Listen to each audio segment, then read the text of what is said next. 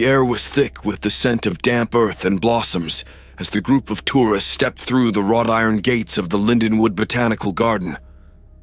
The sun hung low in the sky, casting long, golden shadows that danced across the cobblestone paths winding through the sprawling greenery. The garden was a hidden gem, nestled on the outskirts of town, known to locals more for its history than its horticulture. Elena, a young woman with a passion for plants, led the way. She had heard of Lindenwood's unique collection of rare flora, and though the garden's tragic past intrigued her, it was the promise of seeing the legendary nightshade orchid that had drawn her here. The group was small, just 6 of them, each drawn by different curiosities. There was Richard, an amateur historian, Claire, a photographer seeking the perfect shot, Sam and Hannah, a couple eager for an unusual date, and Mr. Edwards, a retired botanist whose hands trembled with age, but whose eyes still sparkled with youthful enthusiasm. As they crossed into the garden, the world outside seemed to fade away. The hustle of the town was replaced by the soft rustle of leaves and the distant call of a bird. It was peaceful, almost too peaceful, as though the garden was holding its breath. "Look at this place," Richard said, his voice hushed in reverence. "It's like stepping back in time." Indeed, the garden seemed untouched by the modern world. The statues that lined the paths were worn with age, their features smoothed by decades of weather. Ivy crawled up the sides of ancient stone walls, and the cobblestones beneath their feet were cracked and uneven, as if the earth itself had begun reclaiming the garden. Elena paused near a bed of foxgloves, their bell-shaped flowers a vibrant shade of purple. She knelt to inspect them, but as she reached out, a cold breeze whispered through the garden, ruffling the leaves. She glanced up, startled, but saw nothing unusual. Still, there was something about the wind. It carried more than just the scent of flowers. It carried words. She stood up slowly, listening. At first, it was just a faint murmur like a distant conversation. But as the breeze passed through the garden, the whispers grew clearer, forming words she could almost understand. "Did you hear that?" she asked, turning to the others. "Hear what?" Claire replied, lowering her camera. Elena hesitated. The wind. It sounded like it was saying something. Mr. Edwards chuckled softly. The garden's been known to play tricks on the mind. The stories about this place are as old as the trees themselves. They say the souls of those who died here never left, and sometimes, if the wind is just right, you can hear them whispering. "Whispering what?" Sam asked, his tone a mix of curiosity and unease. "Secrets, regrets, warnings," Mr. Edwards said, his eyes twinkling with mischief. "Or perhaps just the wind through the leaves." The group laughed, though the sound was nervous, echoing oddly in the stillness. Elena forced a smile and tried to shake off the uneasy feeling that had settled over her. It was just an old man's tale after all. But as they continued deeper into the garden, the whispers followed, growing more persistent with each step. The path led them past a cluster of towering trees, their branches knotted and gnarled, before opening up into a wide clearing. At its center stood an ancient fountain, its stone basin cracked and dry, though the moss that clung to its sides was lush and green. The statue at the fountain center was of a woman, her face serene, and her hands outstretched as if offering something unseen to the sky. "Beautiful, isn't it?" Mr. Edwards said, his voice softer now, touched with something like sadness. "That's Alethea, the goddess of truth. They say this fountain was the heart of the garden, a place where people came to find solace. Until the fire." He fell silent, lost in thought, as the others approached the fountain. Claire raised her camera to capture the statue, but as she focused the lens, she frowned. Through the viewfinder, the statue seemed different, its features distorted, almost as if... "Something's wrong with the statue," Claire said, lowering the camera. The group gathered around, staring up at Alethea. The statue was just as it had been before, its stone face calm and unchanged. But as they stood there, the whispers returned, louder this time, more insistent. Elena felt a chill run down her spine as she strained to hear, to understand. One word rose above the others, clear and cold. "Leave." Elena's breath caught in her throat. She looked at the others, but their faces were pale, their eyes wide. They had heard it too. "What was that?" Hannah whispered, gripping Sam's arm. Before anyone could answer, the wind picked up again, stronger this time, swirling leaves around the fountain. The whispers grew louder, filling the air with a cacophony of voices, some pleading, others warning. "Leave while you can." Elena's heart pounded in her chest. The garden no longer felt serene. It felt alive, and it was not welcoming. She took a step back, her instincts screaming at her to run. But the path they had taken seemed darker now, the trees closer, as though the garden itself was closing in on them. "Maybe we should go," she said, her voice trembling. But as they turned to leave, the ground beneath them seemed to shift, the path no longer leading back the way they had come. Instead, it twisted into the dense undergrowth, pulling them deeper into the heart of the garden, where the whispers grew louder, more frantic. And above it all, the statue of Alethea watched, her stone eyes unblinking, her serene smile untouched by time, as if she had seen it all before and knew the horrors yet to come. The garden's oppressive silence weighed heavily on the group as they followed the winding path deeper into the labyrinth of plants. The whispers had faded, leaving only the sound of their footsteps and the occasional rustle of leaves, but the unease lingered. Each of them felt it, a growing sense of dread that something was terribly wrong. Elena walked beside Mr. Edwards, her mind still replaying the voices they had all heard near the fountain. "Leave while you can." The words echoed in her thoughts, and though she tried to rationalize them as tricks of the wind, a deeper part of her knew better. Ahead, the path curved sharply to the left, and the thick greenery parted to reveal an imposing iron gate, its bars twisted and corroded with age. Beyond it lay a section of the garden that seemed even older, untouched by the careful maintenance that had preserved the rest of Lindenwood. The plants here were wild, overgrown, their branches tangling together to form a near impenetrable thicket. But what caught Elena's eye was the charred remains of a grand, once majestic arbor that loomed over the gate. "That must be the place," Richard muttered, his voice subdued as he stopped to examine the gate. "The place where the fire started," Mr. Edwards confirmed. He rested a hand on the gate, his expression somber. "This is where the tragedy took place. Back in 1923, a fire broke out during one of the busiest days of the year. They say it spread so fast that no one had a chance to escape. Dozens of workers, gardeners, and even some visitors were trapped inside." Elena's breath caught. She had heard about the fire before, of course. It was part of what had made the garden infamous, but standing here with the remnants of the past in front of her, the story felt more real, more horrifying. "How did it start?" Sam asked, his arm protectively around Hannah's shoulders. He kept his eyes on the gate as if expecting it to open on its own. Mr. Edwards sighed, a deep, weary sound. "No one knows for certain. Some say it was a lantern that was knocked over during a scuffle. Others believe it was an electrical fault.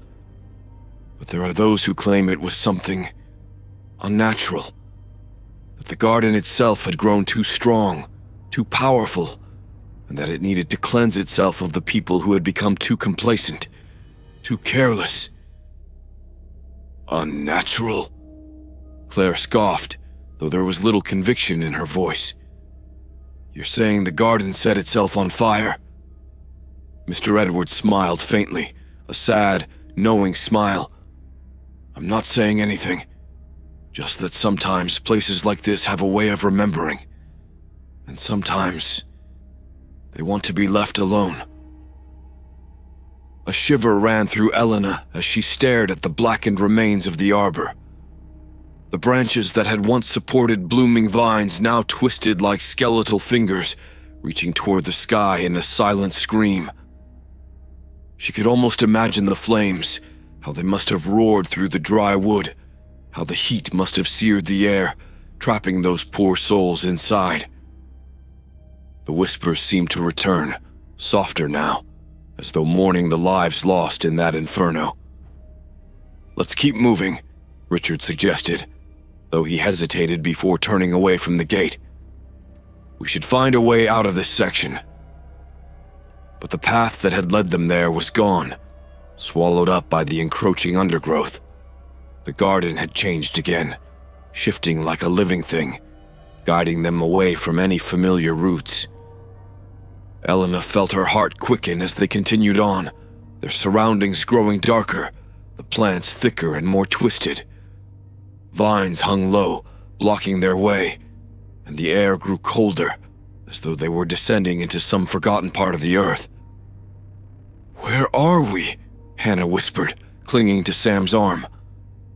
I don't know, he replied, his voice strained, but it feels like we're going the wrong way. They rounded another bend, and suddenly the path opened into a wide, barren expanse. The ground here was blackened, scorched, as if the fire had never truly died out. In the center of the clearing stood a massive oak tree, its trunk thick and gnarled, its branches bare and twisted. The air around it seemed to shimmer with heat, and Elena could almost see the flames licking at its base, though no fire burned. This is where they found most of the bodies, Mr. Edwards said quietly. The workers had gathered here, hoping to escape through a hidden door in the garden wall, but the flames had already surrounded them. There was no way out. As he spoke, the whispers returned, louder now, filling the clearing with their mournful chorus. Elena strained to make out the words, but they overlapped, blending together into a haunting lament. She could feel the weight of their sorrow, their anger, and their fear. It pressed down on her, making it hard to breathe. We shouldn't be here, Elena said, her voice shaking. We need to leave. But as she turned to go, the ground beneath her feet trembled, and a deep groaning sound echoed through the clearing. The massive oak tree before them began to sway, its branches creaking as though something was pushing against it from below. Did you feel that? Claire asked, her eyes wide with panic.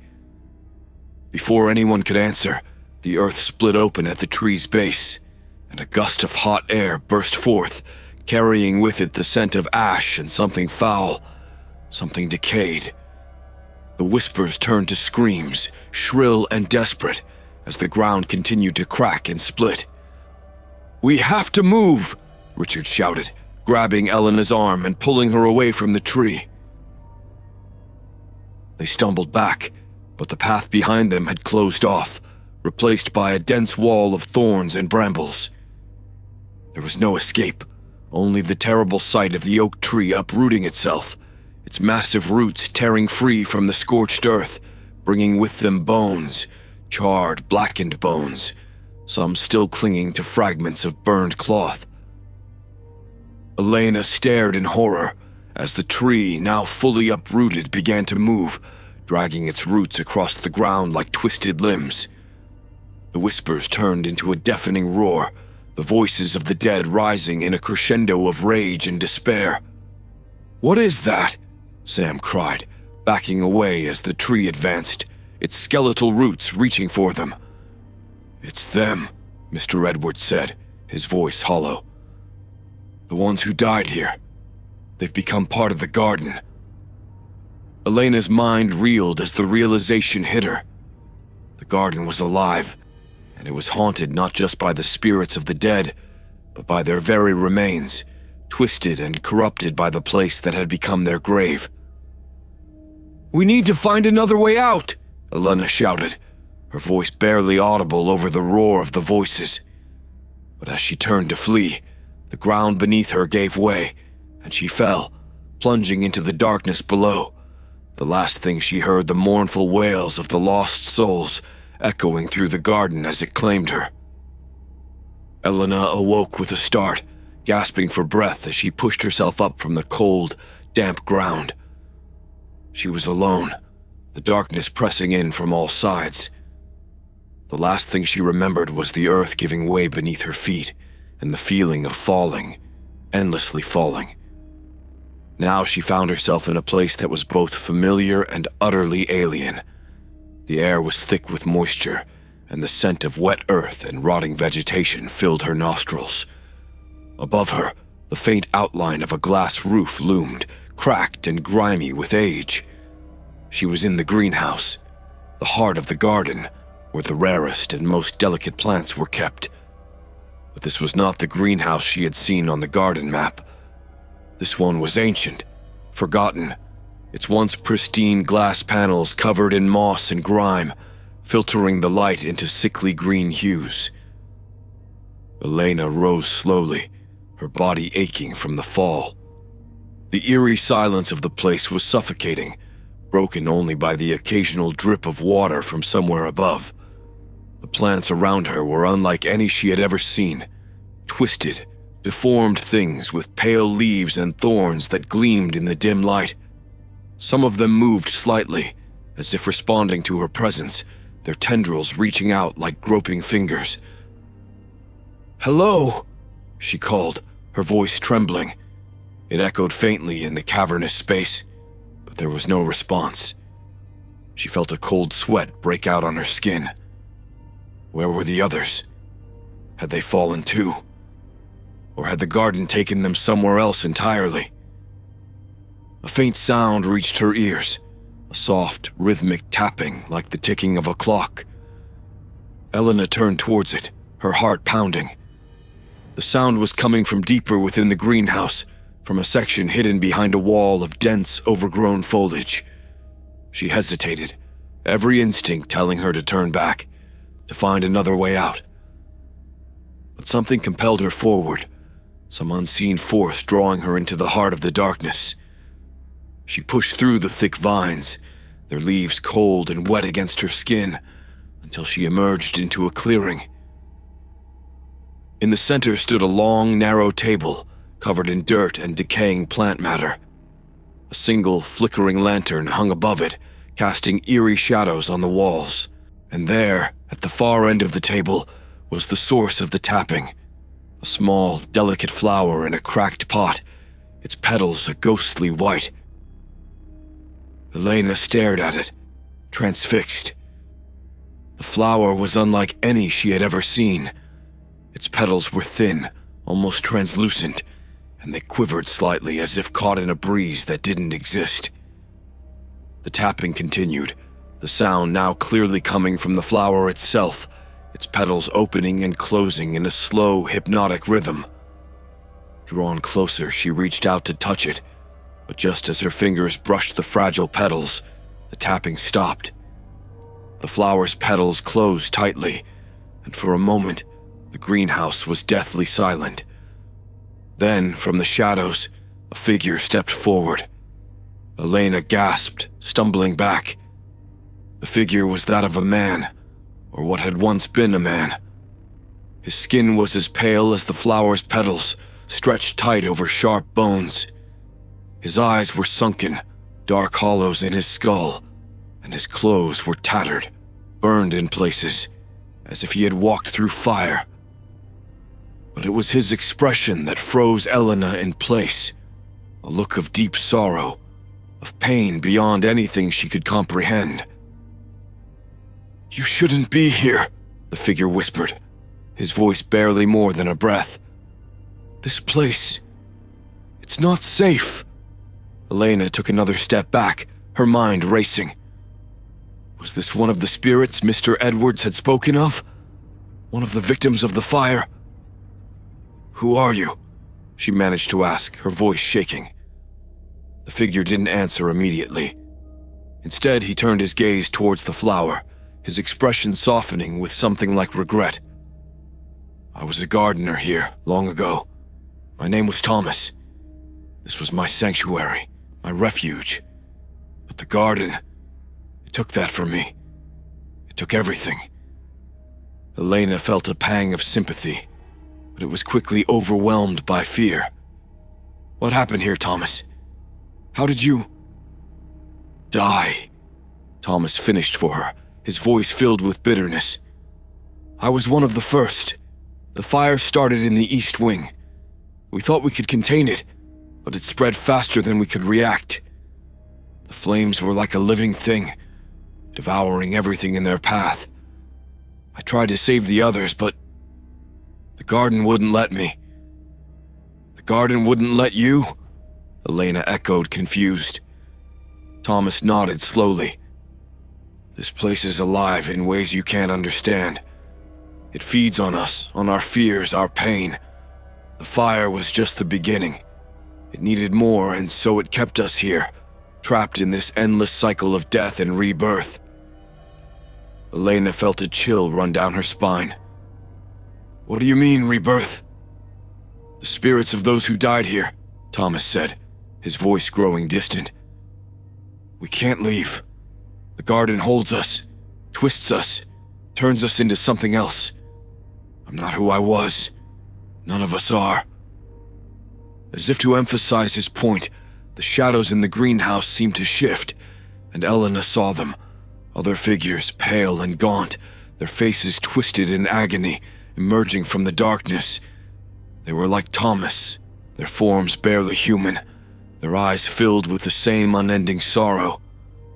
They moved slowly, as if the very act of walking was a torture, and their hollow gazes fixed on Elena. "You must leave," Thomas whispered urgently, taking a step towards her.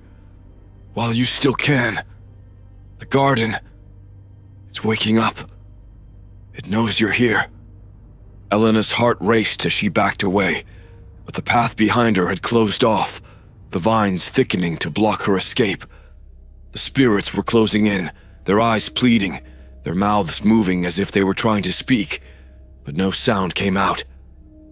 "I can't," Elena choked out, panic rising in her throat.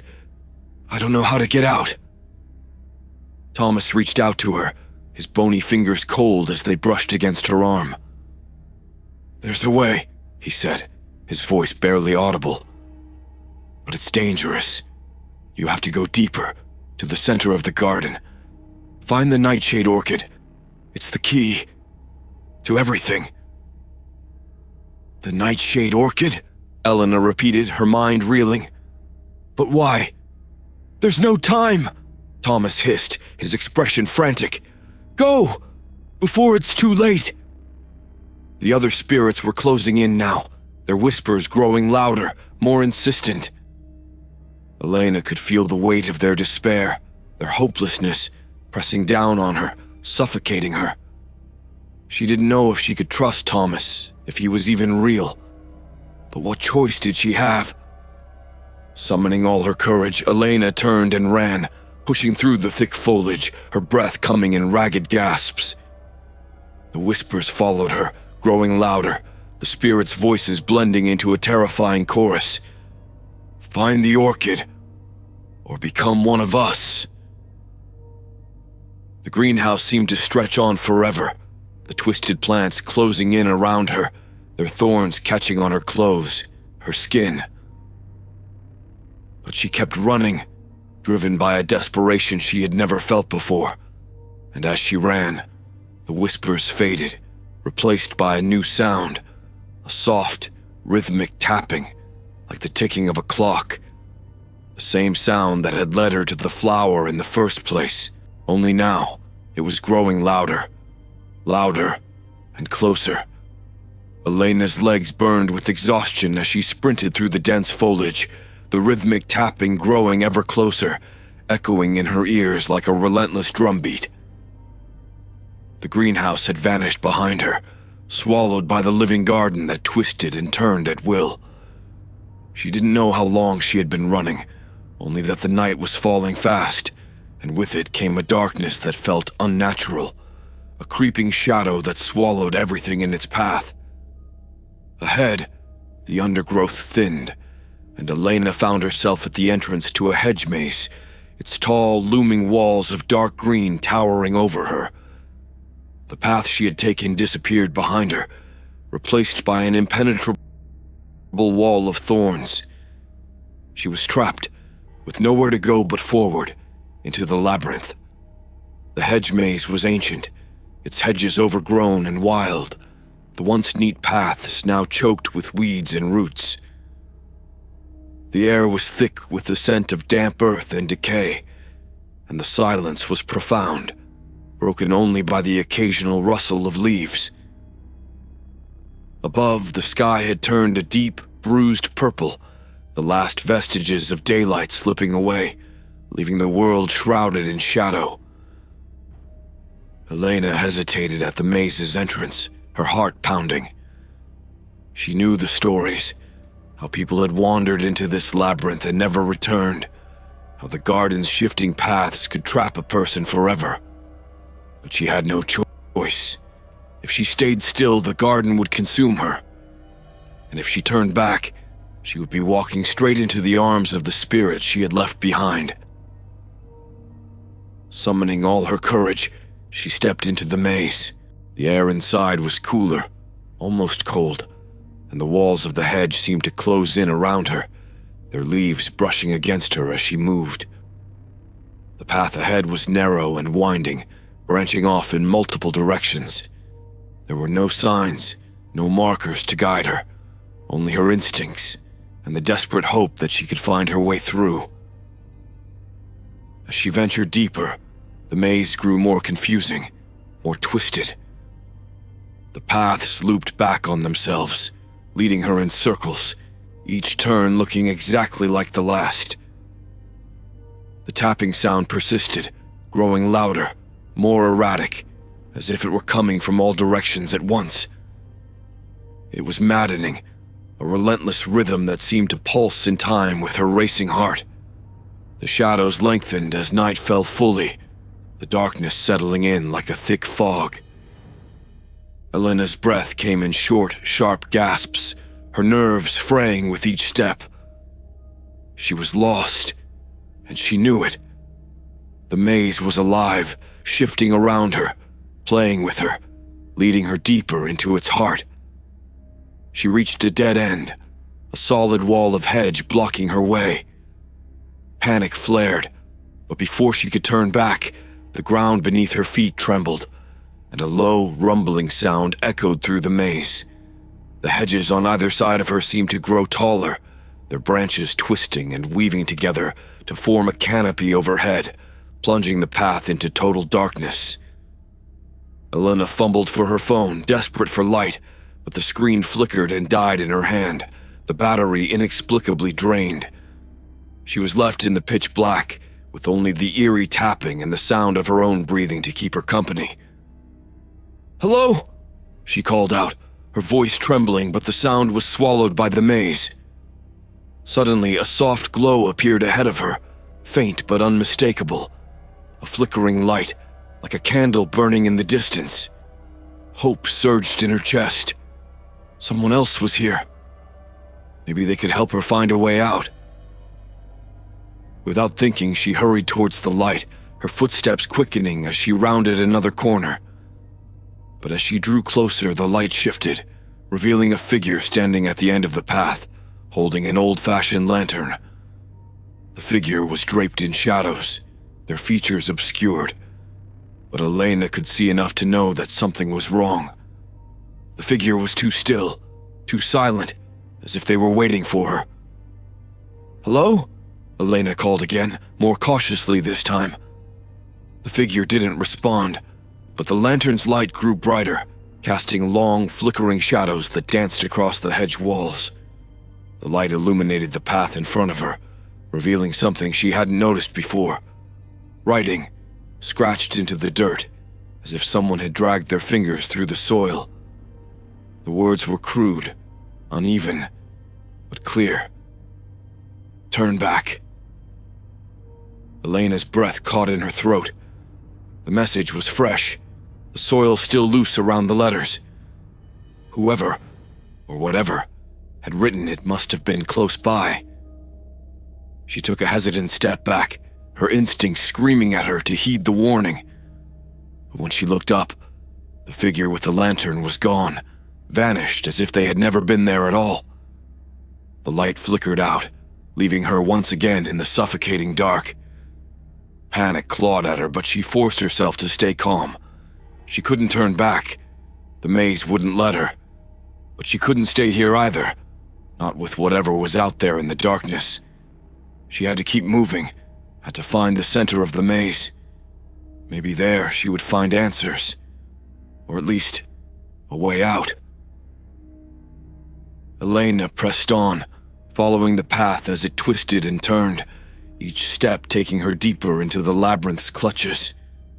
The air grew colder still, the silence more oppressive, and the tapping sound returned, louder and more insistent, as if it were coming from right behind her.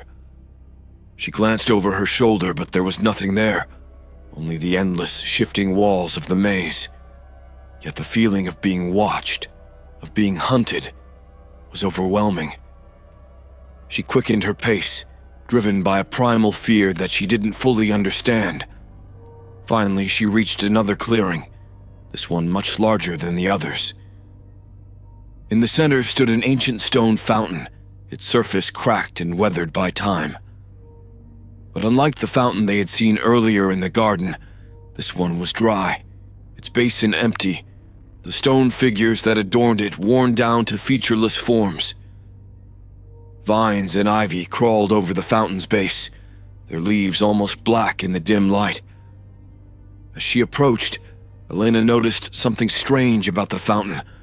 It seemed to pulse, as if it had a heartbeat of its own, the stone vibrating faintly under her touch.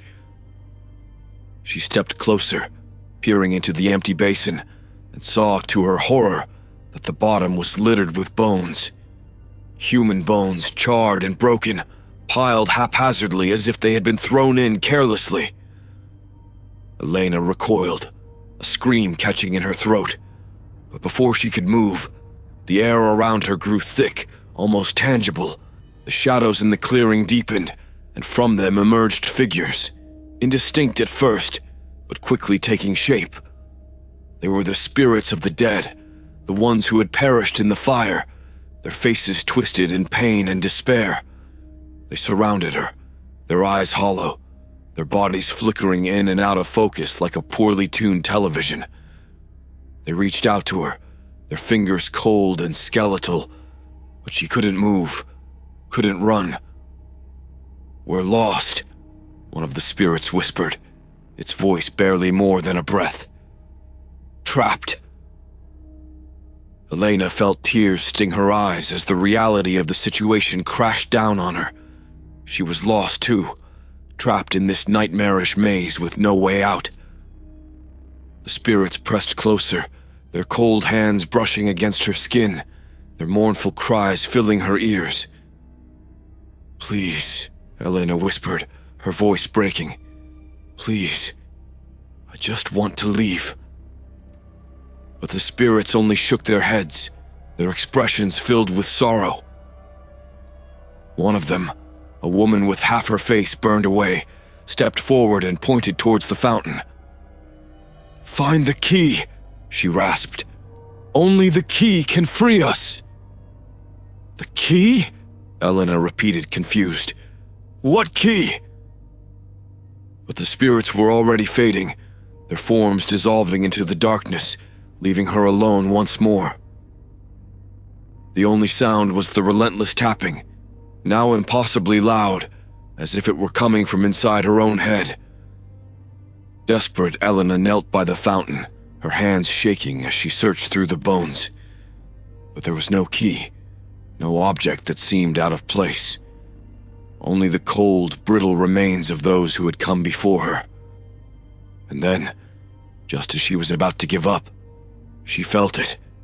A small, cold object nestled beneath the bones. She pulled it out, her breath catching in her throat. It was a key, old and tarnished, its surface etched with strange, intricate symbols. The metal was cold against her skin, and as she held it, the tapping stopped, replaced by a profound silence that pressed down on her like a physical weight. Elena knew, with a sickening certainty, that this was the key the spirits had spoken of, the key to the center of the garden, the key to her salvation, or her doom. She stood, clutching the key tightly, her mind racing. She had to find the center, had to use the key. But she also knew that the garden was far from finished with her. The true horror was yet to come, and she was walking straight into it.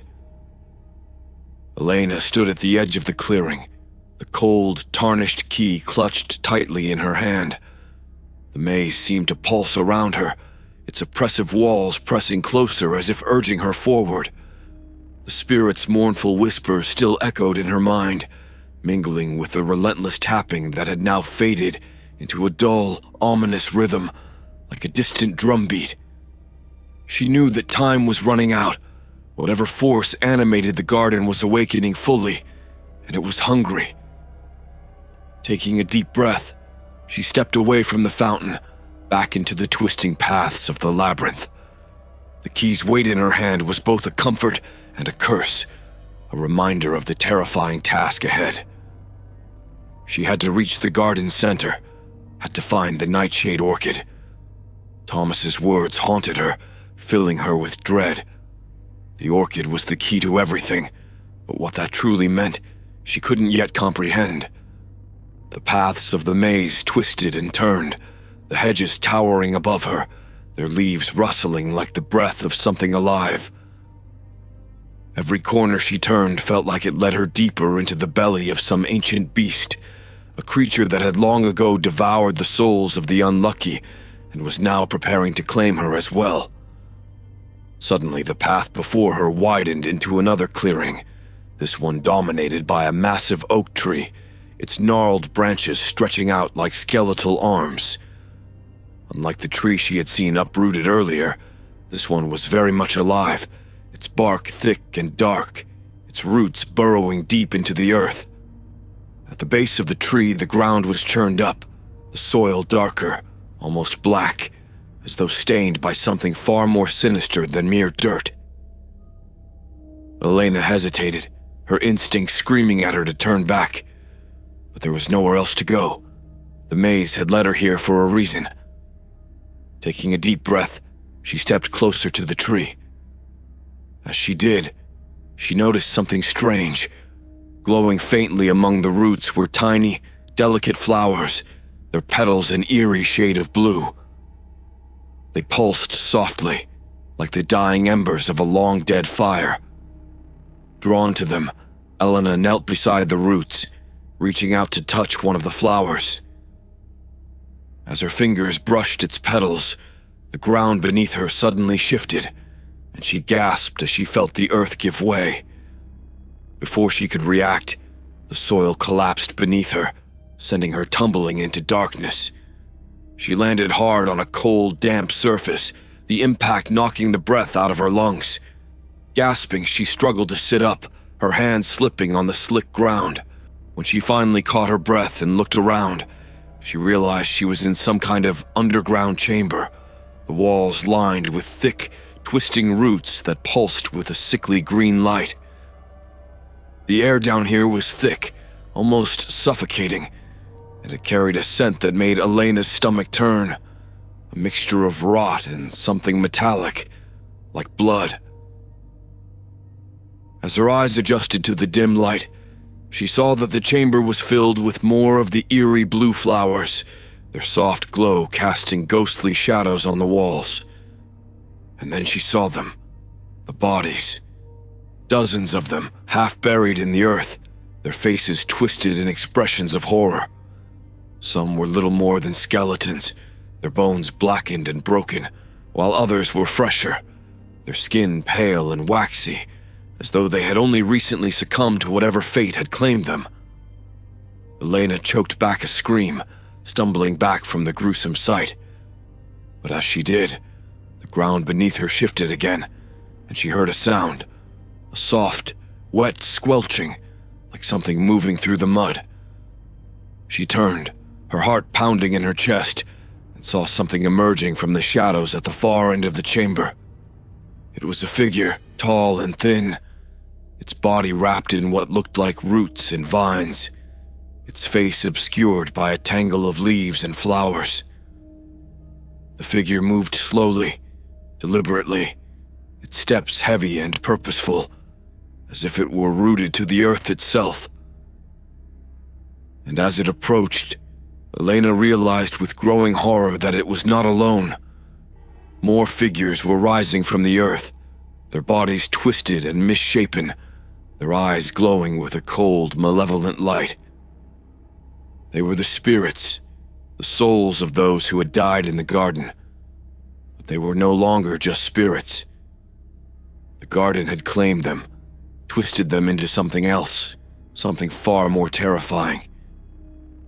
They were now part of the garden, their bodies and souls fused with the earth, their pain and suffering feeding the plants that grew above. Elena scrambled back, her mind racing. She had to get out of here, had to find a way to escape. But the chamber was small, the walls pressing in on her, and the figures were closing in, their eyes locked on her with a hunger that made her blood run cold. Suddenly, the key in her hand grew warm, almost burning hot, and she gasped as she felt it pulse with energy. The symbols etched into its surface glowed brightly, casting a harsh light that illuminated the chamber. The figures recoiled, hissing and retreating into the shadows, their twisted faces contorting in fear. Elena stared at the key, her mind racing. The spirits had told her to find the key, to use it to free them. But how? What was she supposed to do? And then, it came to her. A memory, vague and distant, of something she had read in one of her grandmother's old books about the garden. The nightshade orchid was said to bloom only in the presence of a great sacrifice, its petals a deep, blood-red color. It was said to be a bridge between the world of the living and the dead, a key to unlocking the garden's deepest secrets. Her eyes darted around the chamber, searching for any sign of the orchid. But there was nothing, only the twisted roots and the glowing flowers. The figures were still retreating, but she could sense their anger, their desperation. They were bound to this place, to the garden's twisted will, and they would not let her go easily. Elena's heart pounded as she realized what she had to do. The key was the key to the orchid, but it needed something more, something to trigger its power, to break the garden's hold over the spirits trapped within it. A sacrifice. She looked down at the key, its glow steady and strong, and then back at the bodies half buried in the earth. These people had been sacrificed to the garden, their souls bound to its will, their pain feeding its twisted power. But maybe, just maybe, she could turn that power against it. Taking a deep breath, Elena knelt beside one of the bodies, her hands shaking as she placed the key against its chest. The moment the metal touched the cold flesh, the key's light flared, and she felt a surge of energy pulse through her, almost knocking her back. The figures in the shadows screamed, their voices a chorus of agony and rage, but they didn't move closer. Instead, they seemed to shrink back, their bodies twisting and contorting as if trying to escape the light. Elena gritted her teeth, focusing all her energy on the key. She could feel the garden's resistance, its power fighting against her, but she pushed back, drawing on every ounce of strength she had left. The light grew brighter, hotter, until it was blinding, filling the chamber with a brilliant white glow. And then, with a final desperate push, she felt something give. A barrier breaking, a door opening. The key in her hand shattered into a million pieces, and the light exploded outward, flooding the chamber, the maze, the entire garden with a searing, purifying glow. The spirits screamed, their voices rising to a deafening pitch, and then, one by one, they began to dissolve, their twisted forms disintegrating into dust, their souls finally free from the garden's grasp. The roots and vines withered, the flowers shriveling into blackened husks as the light burned away the corruption that had festered in the garden for so long. Elena collapsed to the ground, gasping for breath as the light slowly faded, leaving the chamber in darkness once more. The air was still thick with the scent of rot and decay, but the oppressive weight of the garden's power was gone, lifted like a veil. She had done it. She had broken the garden's hold, freed the spirits trapped within it. But at what cost? The key was gone, shattered into nothing, and the garden was still very much alive, its ancient power only momentarily subdued. With a trembling hand, Elena pushed herself to her feet, her legs weak and unsteady. The chamber was silent now, the bodies lying still and lifeless, their souls finally at peace. But the garden was far from finished with her. She could feel it, a deep, rumbling anger beneath the earth, a hunger that had not yet been sated. The final trial awaited her, the nightshade orchid, and the choice that would determine whether she would ever leave this cursed place alive. Elena's breath came in ragged gasps as she staggered through the narrow passage that had opened up in the earth, leading her deeper into the heart of the garden. The chamber she had left behind was silent, the spirits now freed, but the garden's presence still pressed down on her, a malevolent force that pulsed with a dark, insatiable hunger. The shattered remains of the key weighed heavy in her mind, a reminder that the final confrontation lay ahead. The passage twisted and turned, the walls narrowing until she had to squeeze through the tight spaces, the air growing colder with each step. The roots that had once pulsed with an eerie green light were now brittle and black, as though drained of their life force. But the deeper she went, the more she felt the garden's energy coalescing, growing stronger, more concentrated. She could sense it, the source of all this horror, the nightshade orchid. After what felt like an eternity, the passage widened, and Elena emerged into a vast underground cavern. The sight that greeted her stole the breath from her lungs. The cavern was enormous, its walls lined with towering stone pillars covered in thick, writhing vines. The air shimmered with a strange, otherworldly light that seemed to emanate from the very ground itself. And at the center of the cavern, bathed in an ethereal glow, was the nightshade orchid. The orchid was unlike anything Elena had ever seen. Its petals were a deep, velvety red, almost black, and they shimmered with an inner light that pulsed in time with the garden's heartbeat. The flower was massive, its stem thick and twisted, its roots burrowing deep into the earth, feeding on the darkness that pervaded the cavern. The air around it was thick with the scent of decay, and something sweet, intoxicating, like overripe fruit. Elena approached the orchid cautiously, her heart pounding in her chest. The closer she got, the stronger the scent became, until it was almost overpowering, filling her senses and making her head spin. The flower seemed to pulse with energy, its petals opening and closing slowly, as if breathing. As she stood before the nightshade orchid, she felt a wave of nausea wash over her, the sheer power of the flower overwhelming her senses. She knew this was the source of the garden's dark magic, the heart of the curse that had claimed so many lives. And she also knew that destroying it wouldn't be easy, if it was even possible at all. The orchid's petals fluttered, and Elena felt a strange compulsion, a pull deep within her chest, urging her to touch it. She fought against the urge, but it was too strong, like a siren's call that she couldn't resist. Slowly, almost against her will, she reached out and placed her hand on one of the petals. The moment her fingers brushed the flower, a jolt of energy surged through her, and the cavern around her seemed to blur, the stone walls dissolving into darkness. She felt herself falling, spiraling down into an abyss, and then she was standing in the middle of the garden. But it was different, twisted. The trees were taller, their branches gnarled and blackened, the sky above a deep blood red. She wasn't alone. Figures moved in the shadows, spirits, twisted and corrupted, their eyes glowing with a cold, unnatural light. They circled her, whispering in voices she couldn't understand, their words a jumbled cacophony of pain and despair.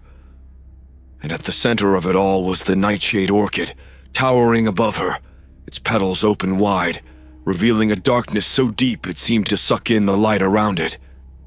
"Feed me," a voice whispered, soft and insistent, echoing in her mind. Elena stumbled back, her heart racing. The orchid was speaking to her, its voice like a dark melody, seductive and terrifying. She knew what it wanted, her life, her soul. It needed to feed, to continue its cycle of death and rebirth, to keep the garden alive. "No," she whispered, shaking her head, trying to break free of its hold. "I won't let you take me." But the orchid's pull was too strong. It was connected to her now, feeding off her fear, her despair, drawing her deeper into its influence. The figures in the shadows moved closer, their whispers growing louder, more urgent, as if urging her to give in, to surrender. Elena's mind raced, trying to find a way out, but the garden had trapped her in its web, its power overwhelming her. She knew that destroying the orchid was her only chance, but how? The shattered key was gone and she had nothing left, no weapon, no plan. Then she remembered something Thomas had said, something about the garden feeding on pain, on fear. It needed suffering to survive, to grow stronger. But what if it was denied that? What if she refused to give it what it wanted? The thought terrified her, but it was the only hope she had. Summoning all her willpower, Elena forced herself to focus, to push back against the orchid's pull. She closed her eyes, blocking out the whispers, the shadows, the fear that gnawed at her soul. She concentrated on something else, something pure, something the garden couldn't corrupt. Her love for the people she had lost, for the life she still had, for the hope that she could survive this nightmare. The orchid's voice grew louder, more desperate, but Elena held firm, refusing to give in. The darkness around her wavered, the shadows retreating as she pushed back with everything she had. She felt the orchid's grip loosening, its power waning as it struggled to maintain control. With a final desperate effort, Elena opened her eyes and reached out, not with fear, but with resolve. She grasped the orchid's stem, her hands burning with the energy that surged through it, and pulled with all her strength. The flower resisted, its roots digging deeper into the earth. But Elena didn't let go. She could feel the garden fighting back, trying to crush her spirit, to drag her down into the darkness. But she held on, pulling harder, tearing the orchid from the ground. The moment the orchid was uprooted, the cavern around her exploded with light, a brilliant, blinding flash that seared her vision and filled the air with a deafening roar. The darkness shattered, the shadows disintegrating as the garden's power was ripped away, torn from its source. Elena screamed as the energy surged through her, the orchid's power flowing into her, overwhelming her senses. She felt like she was being torn apart, her body dissolving into light, into pure energy. But she didn't let go.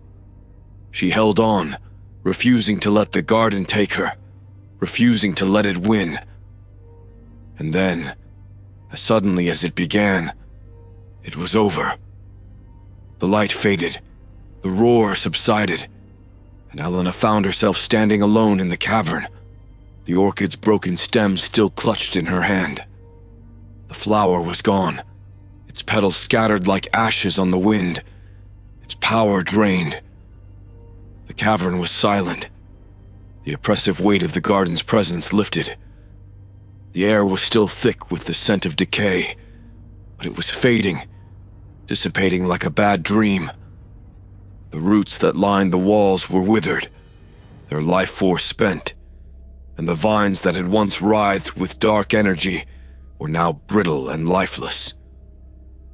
Elena collapsed to the ground, her body trembling with exhaustion, her mind reeling from what she had just experienced. She had done it. She had destroyed the nightshade orchid, broken the curse that had haunted the garden for so long. But as she lay there, gasping for breath, she knew that the garden's power wasn't gone entirely. It was diminished, weakened, but not destroyed. The garden would live on, its roots deep in the earth, its darkness still lurking in the shadows. And she knew with a cold certainty that she would carry a part of that darkness with her, forever. With great effort, Elena pulled herself to her feet, the cavern spinning around her as she took a few unsteady steps. She had to get out of here, had to find her way back to the surface, back to the world of the living. The passage that had led her here was still open, the way clear. The garden no longer shifted around her, its power broken, its influence weakened. But as she made her way back through the winding tunnels, she couldn't shake the feeling that something had changed within her, something deep and fundamental. She reached the surface just as the first light of dawn broke over the horizon, the sky a brilliant shade of gold and pink. The garden, now eerily quiet, was bathed in the soft glow of morning, its shadows long and deep. The air was cool and fresh, the scent of flowers and earth strong in the early light. Elena took a deep breath, savoring the sensation of being alive, of having survived the nightmare that had nearly claimed her. But as she looked back at the garden, at the twisted, overgrown plants that still thrived in its depths, she knew that this place would never truly be safe. The darkness that had once fed it might be weakened, but it wasn't gone, and neither was the garden's hunger. As she walked away from Lindenwood Botanical Garden, the sun rising behind her, Elena felt the weight of the orchid's power still lingering in her chest, a reminder of what she had faced, of the darkness she had fought. The garden had let her go for now, but its shadows would follow her, haunting her dreams, whispering in the night. And she knew that one day the garden might call her back, its eternal bloom waiting for the harvest of souls to begin again. And when that day came, Elena would be ready,